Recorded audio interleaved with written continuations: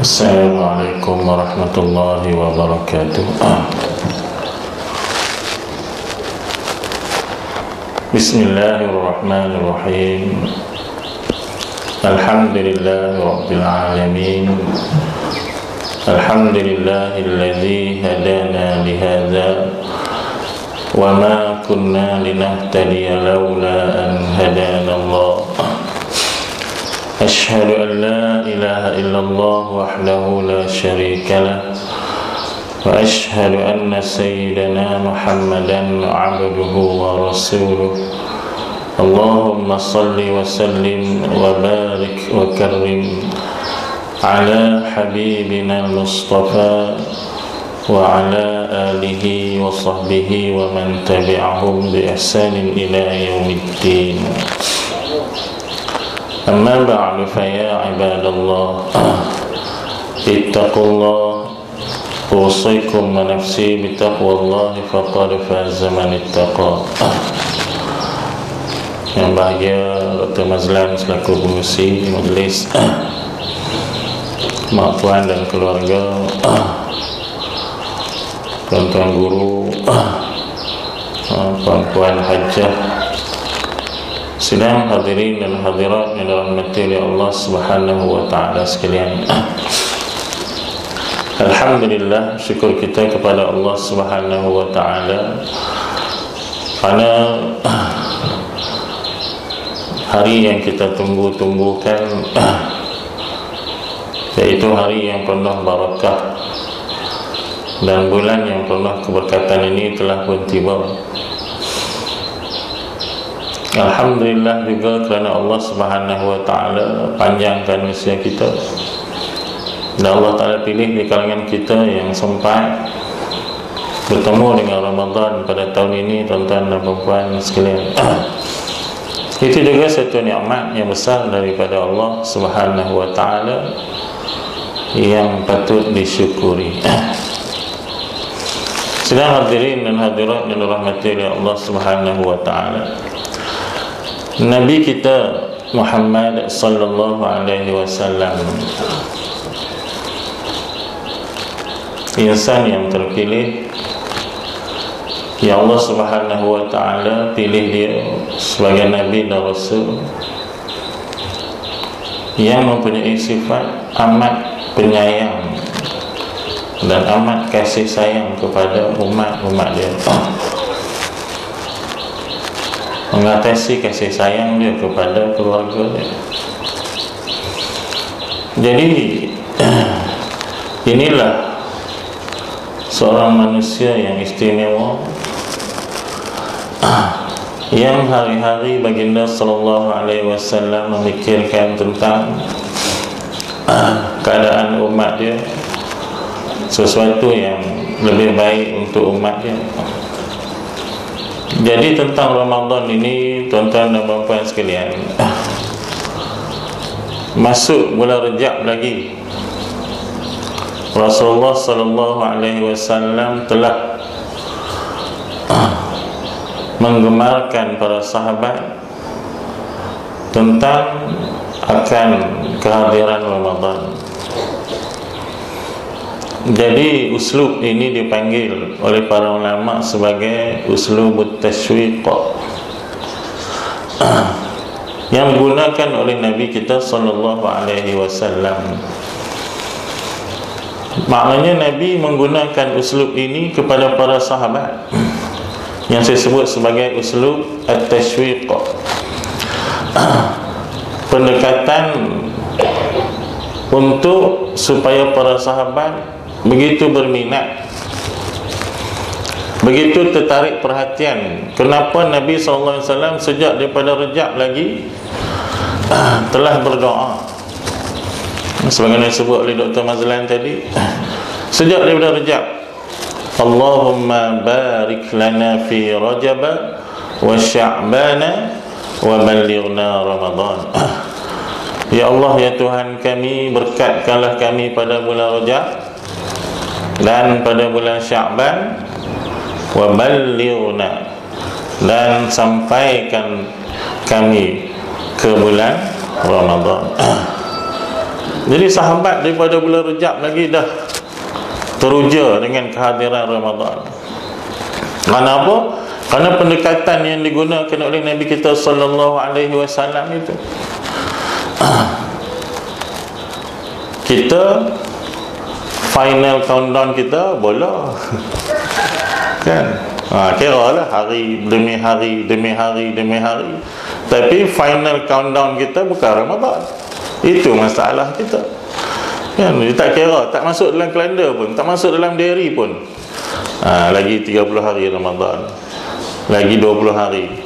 Rasulullah lagi 60 hari dah masuk dalam diary dia.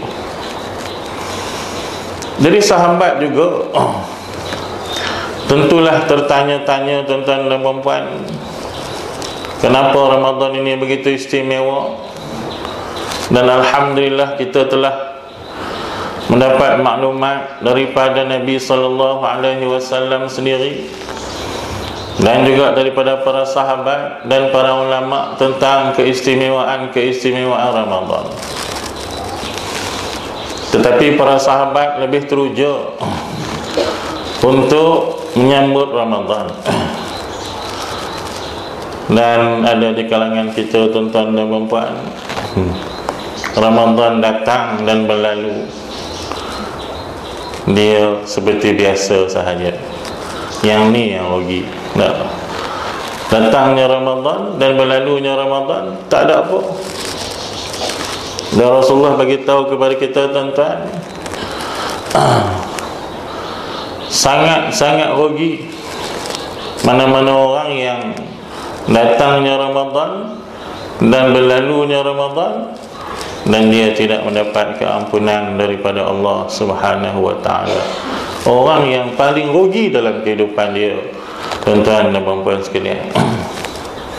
Sebab itu bila kita sambut bulan Ramadan, nama yang kita namakan pada bulan Ramadan ini, kita tak namakan bulan Ramadan.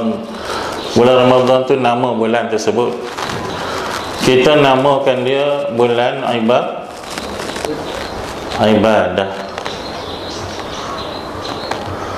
Dan nama ni bukan kita rakyat Malaysia yang beri nama ini. Ni para ulama yang beri nama ini. Bulan ibadah. Kenapa dinamakan bulan ibadah? Boleh namakan bulan lain? Baik tuan-tuan dan puan-puan, saya tanya sikit soalan mudah. Ibadah lawan dia apa? Jawablah. Kalau kena saya buku tak ada dah.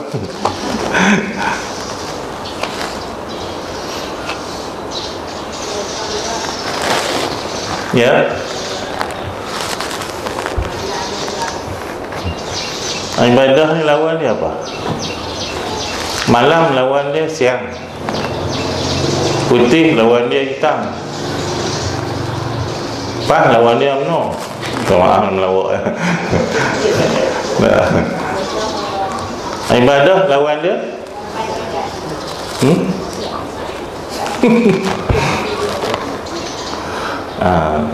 kadang-kadang benda itu kecil je, tapi kita tak perasan.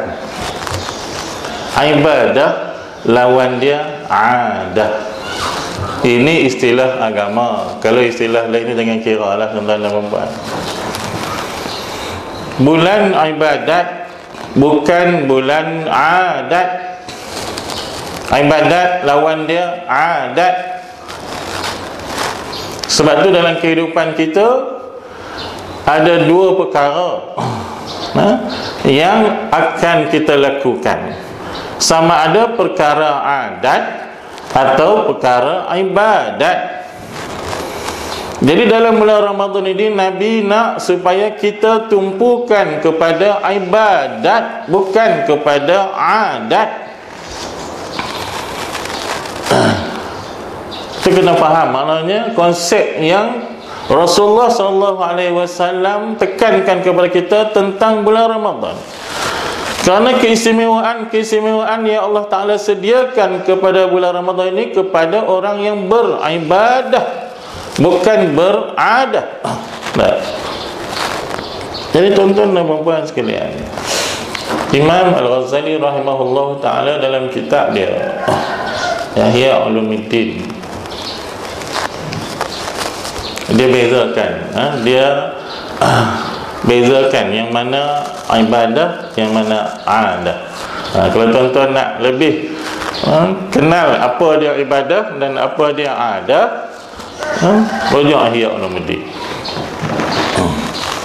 Ibadah ini zikir, sembahyang, puasa, bersuci, akidah, zakat, haji, membaca Al-Quran, zikir, doa, selawat. Itu ibadat. Yang itu khusus dipanggil ibadat. Jadi kalau namanya bulan ibadat, dah nama pun bulan ibadat, bukan bulan adat, yang perlu kita banyakkan yang ini, yang perlu kita tumpukan dan kita utamakan yang ini, bukan yang adat. Baik, yang adatnya apa? Imam Ghazali buh juga dalam kitab dia. Adat contohnya makan minum, itu adat. Nikah kahwin, kan, itu adat. Bekerja, itu adat. Berkawan, bermusafir, amar ma'ruf. Dia kata, Ustaz, amar ma'ruf pun itu adat. Ya. Nahi munkar, itu adat. Mesyuarat, menjadi pemimpin, menghadiri majlis kenduri, mengadakan kenduri kahwin, ihtifal, berceramah dan lain-lain.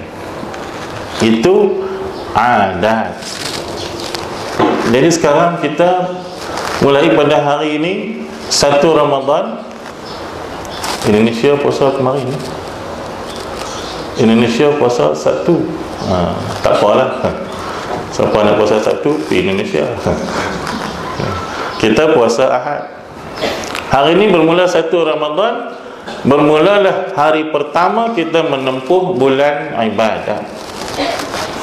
Maka tolonglah kurangkan sikit yang adat ini dan tumpukan kepada yang ibadat. Sebab itu Nabi SAW selepas dia berdoa tadi, bila dah sampai bulan Ramadan, apa sabda Nabi SAW? Man qama ramadana imanan wa ihtisaban ghufira lahu ma taqaddama min dhanbihi wa ma ta'akhkhar. Siapa yang qama ramadana, mendirikan salat pada bulan Ramadan, imanan, dengan penuh keimanan, wahtisaban, dan hanya mengharapkan pahala daripada Allah, nescaya diampun baginya dosanya yang terdahulu. Ya, itu kelebihan kita menjalani ibadah Ramadan ini. Jadi tuan-tuan dan puan-puan, yang adat tadi boleh menjadi ibadat jika kita betulkan niat itu.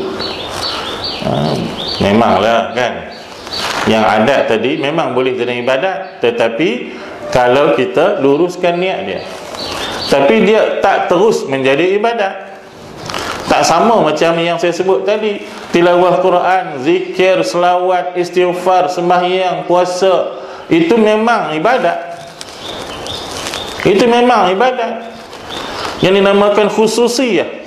Tapi yang tadi, nikah, kahwin, bermesyuarat, bergaul, berkawan dan sebagainya, yang tu adat. Tapi boleh jadi ibadat dengan kita betulkan niat kita. Tapi tak sama tuan-tuan. Berpakaian, ada orang pakai tak dapat pahala sebab dia tak niat menutup aurat. Tak. Pakai dah tutup aurat tapi tak dapat pahala berpakaian kerana tidak berniat menutup aurat sebab dia tu adat. Bila dia niat, ni aku pakai ni menutup aurat, baru dapat pahala, baru jadi ibadah. Beli kereta tu adat, bukan ibadat. Beli kereta tak dapat pahala kalau dia beli kereta, dia tak niatkan aku beli kereta ini untuk aku pergi menuntut ilmu, kan, untuk aku gunakan dia untuk kebaikan. Dia niat baik, baru jadi ibadat. Kalau tidak, tak jadi ibadat. Itulah bezanya benda tersebut. Maka kadang-kadang bila dah kita faham kita sekarang berada di bulan ibadat, mestilah keutamaan hendaklah diberi kepada ibadat, bukan kepada adat. Banyakkanlah benda ibadat dan kurangkanlah benda adat. Itu yang sepatutnya bila dah berada di bulan ini. Ni kita ni baru start. Hari ni baru start perjalanan kita. Dah kena set up bagi elok. Quran kita kalau bulan adat dulu kita baca sehari banyak mana. Bulan ini kena set up baca lebih. Semayang kita sebelum dulu banyak mana, bulan ini kena set up bagi lebih. Tapi tak apalah, dah ada tarawih. Kemudian zikir, bulan sebelum Ramadan banyak mana, bulan ini kena set bagi lebih. Kemudian lain-lain yang termasuk di dalam bulan ibadah. Begitu juga ilmu. Yang Dr. Mazlan bagi tahu, hadis yang dibacakan tadi, ilmu termasuk ibadat. Menuntut ilmu dalam bulan Ramadan ini jangan ditinggalkan. Cuma orang yang tak buat majlis ilmu selepas solat maghrib sebab masa dekat dengan Isya, itu je. Boleh buat waktu lain? Tak. Boleh buat waktu duha, boleh buat waktu lepas zuhur, boleh buat waktu lepas asar, boleh buat lepas subuh. Boleh terus hidupkan majlis ilmu, terutamanya lepas subuh. Lebih pahala dia di sisi Allah Subhanahu wa taala. Jadi kita teruskan dengan amal ibadat dalam bulan Ramadan ini. Kerana apa? Kerana bulan ini adalah bulan ibadah. Kita tak mau tuan-tuan dan puan-puan, kita terus leka setiap masa, sepanjang masa, dan kita tak tahu kita duduk di mana. Tak sedar pun kata dah datang Ramadan, tak perasan pun. Tak mau jadi begitu tuan-tuan dan puan-puan. Biarlah kita sentiasa mengenali masa kita dan menghargai masa kita tuan-tuan dan puan-puan. Ni saya pernah tengok orang cerita kat saya lah. Ada seorang ustaz, minta maaf tak sebut nama. Satu hari dia lalu tepi masjid naik motor. Lepas tu dia tengok orang ramai di masjid. Ustaz ni heran, kita ada apa di masjid ramai sangat. Dia balik tanya menantu dia, anak dia, depa di masjid ada apa ramai? Dia kata, ayah tak tahu ke malam ni 10 Syakban orang baca Yasin apa semua? Oh, yang ustaz ni pula sepatutnya dia yang kena habaq kat orang, kan? Sepatutnya dia kena bagi tahu orang. Ni dia yang tanya orang apa, kenapa ramai sangat orang di masjid. Dia tidak langsung, orang kata apa, menghargai masa. Tak sedap masa-masa yang berharga itu sepatutnya kita ambil kesempatan. Tambah lagi Ramadan ini.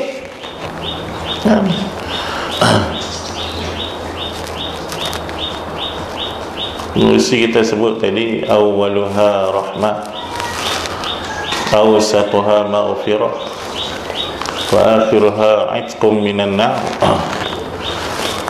Awalnya keampunan Tuhan, pertengahannya maghfirah daripada Allah, ujungnya pembebasan daripada api neraka. Kita awaluha shopping, wa awsatuha shopping juga, wa akhirha pun shopping juga. Kita yang tu je. Kan mana boleh begitu? Kalau kata ustaz pandai cakap lah kan. Tak, memang pi juga. Sebab tu dalam bulan Ramadan kadang-kadang kena ajak juga nafsu kita. Sebab nama pun Madrasah Ramadan nak mendidik kita. Kenapa kita kena tahan diri? Yang selama ni tak boleh, tak payah tahan diri. Sekarang kena tahan diri, tak boleh makan, tak boleh minum. Dan bukan itu sahaja, tak boleh melakukan perkara-perkara yang membatalkan pahala puasa. Sekadar untuk menahan diri daripada perkara yang membatalkan puasa itu agak mudah. Tahan diri daripada buat benda yang membatalkan puasa itu agak mudah. Tapi menahan diri daripada perkara-perkara yang membatalkan pahala puasa, yang itu agak lebih susah. Tidak? Tahan diri daripada batal puasa, tak makan, tak minum, okey ya. Min tulu'il fajri sadiqi, start pada mana? Terbit fajar sadiq kan, ila ghurubis syamsi, sehinggalah ghurub, terbenamnya matahari. Tahan diri, tak makan, tak minum, kadar itu sah puasanya. Tapi benda lain kalau dia tak tahan diri, pahala puasanya belum tentu dapat kan.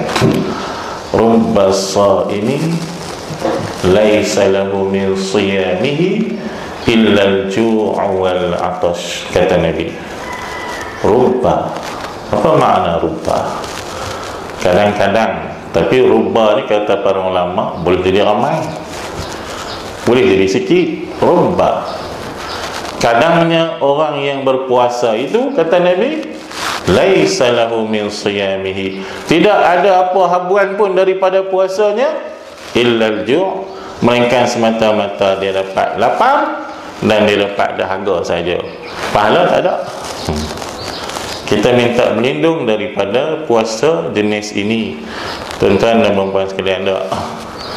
Kita tak tahu kita boleh jumpa tak lagi Ramadan yang akan datang. Dan kalau sembahyang pun, sembahyang Rasulullah ialah sembahyang muwaddi', biarlah puasa pun kita jadikan puasa muwaddi' juga. Sama kan? Sembahyang Nabi seolah-olah dia lakukan macam dia tak jumpa dah sembahyang itu.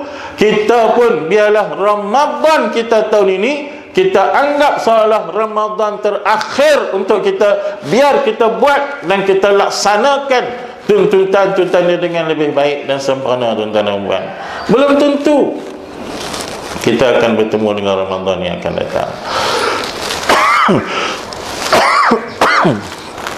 Jadi kita tak mau besok nanti di sana kita di antara orang yang minta ulangan semula kehidupan. Kita tak mau. Setelah mana kita melihat suasana di hari akhirat dan kita sedar kesilapan-kesilapan dan kealpaan kita. Tu untung kita datang ke majlis ilmu. Karena apa? Kita dapat peringatan. Dan peringatan-peringatan ini tidak ada di semua tempat. Betul tak? Ada di market orang nak peringat macam ni. Di supermarket ada orang nak peringat